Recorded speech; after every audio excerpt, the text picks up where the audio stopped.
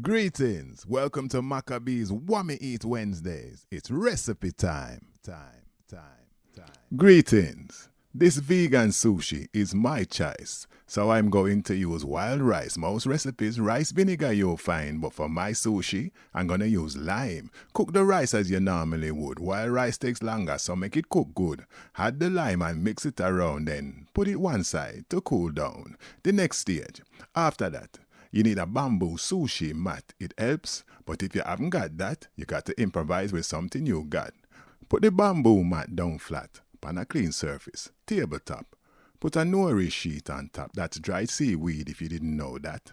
Seaweed in all of its glory. Spread the rice on top of the Nori. Leave a gap at the top of the sheet to seal the roll when it's complete. Next is the filler. Can be whatever. Use your initiative.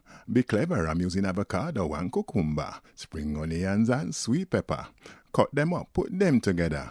Place them in the lower quarter. Now roll. Use your finger. Seal the end with a little water. Last thing, get a knife. Cut it once in two, then twice. Cut it again until you have 8. Last thing, put it on the plate. I want me eat Wednesdays. Yes, sire.